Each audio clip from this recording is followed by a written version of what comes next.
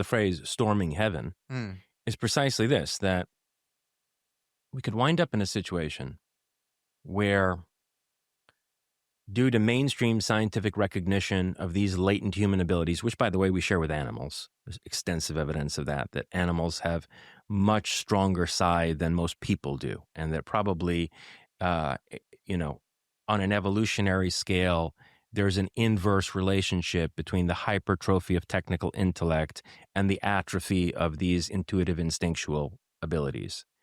So, these latent human abilities that we share with animals could be retrieved and trained and cultivated in a very deliberate way. And, if these phenomena get mainstream scientific recognition, it's likely to be the case that many people will go adopt those training protocols the way that people train in martial arts today. The way they would have to be trained up now. So, okay, this is a really wild conversation because assuming psi is real, so this idea that the mind matter thing is not this, total divide, there's a connection between mental phenomena and the physical world. That changes everything. All of a sudden the pyramid where the bottom is physics, then you go chemistry, biology, psychology or whatever, and then consciousness that gets flipped and consciousness goes at the bottom and it's fundamental to sort of everything else. And so you'd have to assume if that is the case, there are people walking among us that know that, probably even outside of the context of these kind of academic institutions studying this stuff. And there are probably covert training programs going on right now where maybe people involved in the training only have need to know or something. They're being trained and they don't even know they're being trained. For sure. And, you can control a small cadre of such people. And if they get out of hand, there are ways of dealing with that. But if it becomes a large scale social phenomenon where people are going and training their clairvoyance, their telepathic ability, their telekinetic ability, the way that people train martial arts these days, we are going to wind up in a situation like the Salem witch hunts, where you're going to have.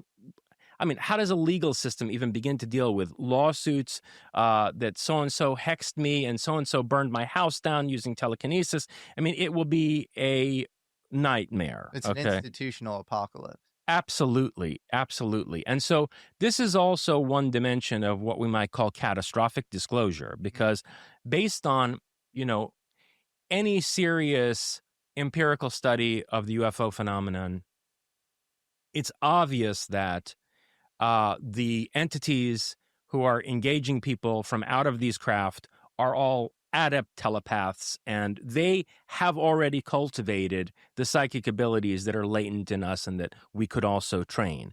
And so a disclosure of what's on the other side of the UFO phenomenon is also de facto a mainstream scientific recognition of psi. I mean, you're already starting to see this with people like Jake Barber coming from out of Lockheed, that, they're using basically telepathy and clairvoyance to summon these craft, right? And then, there's a lot of suggestion that the guidance system of these crafts involve a psychokinetic interaction between the pilots and the airframe and the propulsion system. So that you have some of these wild stories about, how very young people are being basically, selected and gathered together from various parts of the world and brought to these black facilities so that they can more effectively pilot these craft, right? Yeah. We also know that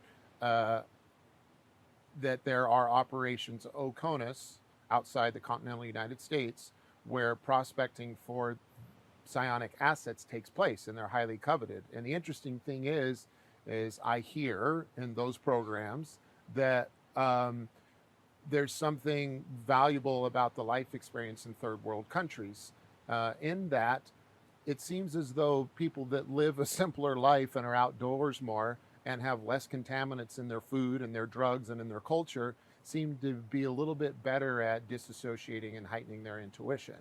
And they come willingly because of the economic imbalance between where they come from. So point being, you're not going to have UFO disclosure without also having what I call the spectral revolution, or a scientific revolution that recognizes the reality of psi abilities. And I can unpack what I mean by that spectral revolution. if you'd like to go there, and why I think it's not just another revolution in the history of science like the Copernican revolution or the Darwinian revolution. Yeah, I'd love to get into it. I mean, my personal belief is that it can't be just another scientific revolution because science requires a priori skepticism, a la, Francis Bacon.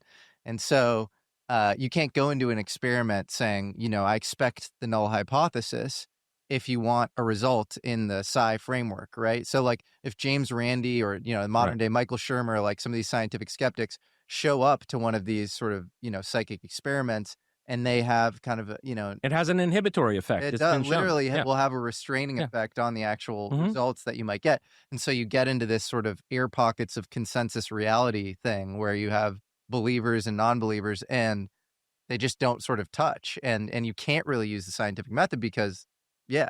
Yeah. So By the way, that negative psi effect can also be empirically assessed, though, mm, because people can be given like Zener card tests and so on and so forth, and if they're extreme skeptics, they'll do worse than they could by chance. mm, So you see, like the psychological resistance manifesting itself. It's sort of a negative form of psi, right? yes. In any case, that's a very good point. So that's one of the ways in which the conception of science that goes back to, say, Francis Biss or Francis Bacon and the Royal Society would have to be fundamentally changed.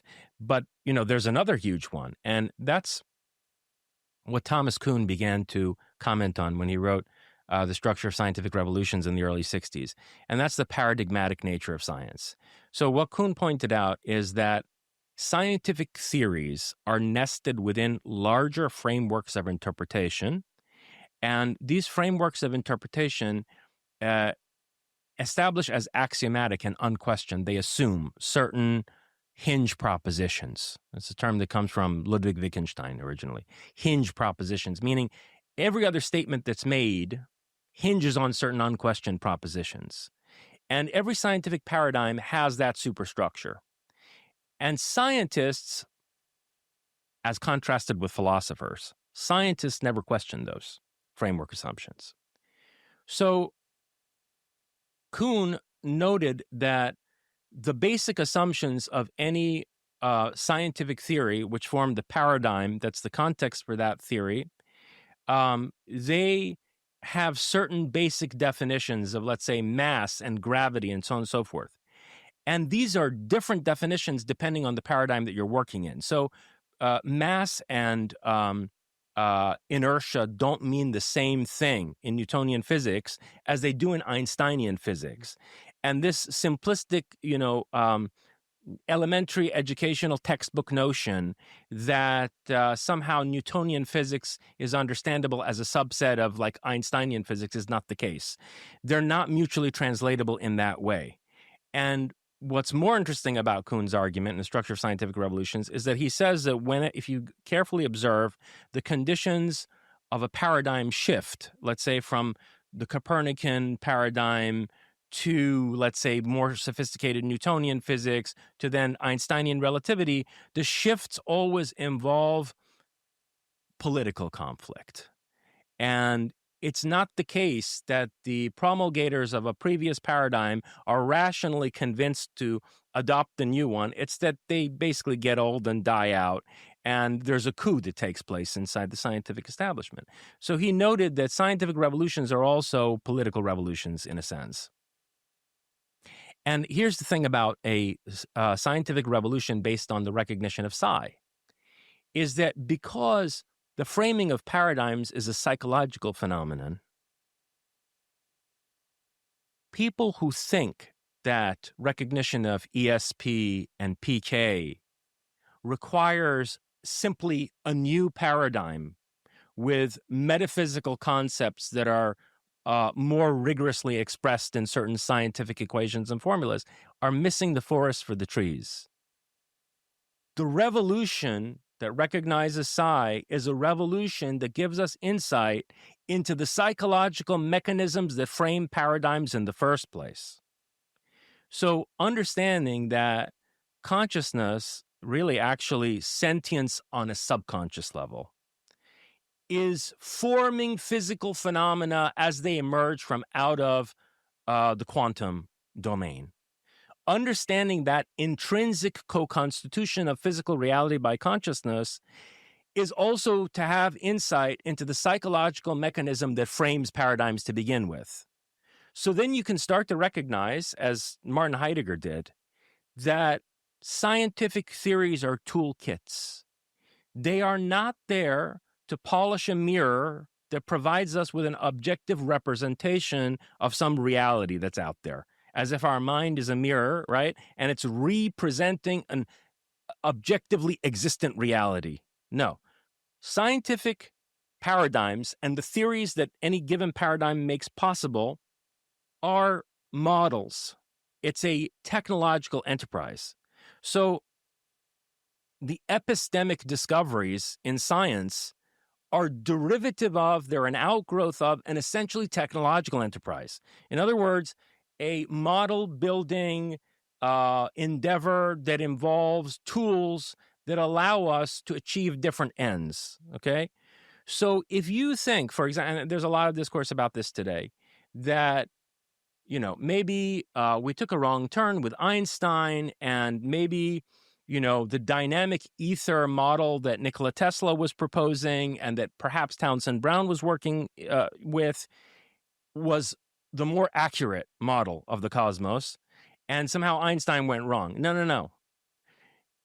What we're in need of is a much more radical insight than that, which is that if you, let's say, want to travel at near the speed of light in a spacecraft, the right model for that is Einstein. If you want to create a quantum signaling system for like instantaneous communication across vast interstellar distances, the right model for that is quantum mechanics. That doesn't mean that you're ever going to have a meta theory that reconciles quantum theory and relativity. If you want to develop a electrogravitic craft, with a certain kind of, let's say, ability to tap 0-point energy as the basis for propulsion, you're going to need to work with a dynamic ether paradigm that Tesla was starting to develop. These are different toolkits, they're different models for achieving different ends. And we have to give up this idea that science is about developing an objective representation of the world as such, as if that reality, capital R, is separate from our own consciousness. So this brings up a question. If actually tool making for specific ends and politics is driving science, which is supposed to be immune from politics much more than we realize, then who is actually in the driver's seat when it comes to these sort of scientific paradigm shifts? Is there somebody behind Descartes, Kant, any of these sort of myth making or world making figures, Newton, where like the last 400 years is kind of, we look at reality based on, sort of vector calculus because of Newton, Leibniz, Yes. So who is pumping these ideas through these architects? The religious control system on the planet. And so what is that? You know how we're always diving into the edge of science and consciousness on this show? Lately, I've been thinking a lot about aging, not just in terms of years, but in how it actually feels in the body. Slow recovery, lower energy, that middle-aged fog that sneaks up on you. I feel like I can barely go out and drink alcohol anymore. That's why I started using something called Qualia Senolytic, and it's been a major shift for me. Let me explain. As we age, our bodies accumulate what scientists call senescent cells, also known as zombie cells. These are worn-out cells that stop dividing but don't die. They hang around in your body, draining your energy, clogging up your recovery, and generally making you feel older than you are. Qualia Senolytic is a first-of-its-kind supplement formulated with 9 plant-based compounds designed to help your body naturally eliminate these zombie cells. It's not something you take every day, just 2 days a month, but it supports your body in aging better at the cellular level. Since I've started taking it, I've felt sharper, lighter, and like my body's resilience has come back online. It's vegan, non-GMO, and grounded in serious research. Experience the science of feeling younger. Go to qualialife.com/Jesse for up to 50% off your purchase and use code Jesse, again, that's JESSE, for an additional 15% off. That's QUALIA life.com/Jesse, Jesse, for an extra 15% off your purchase. Thanks so much to Qualia for sponsoring this episode.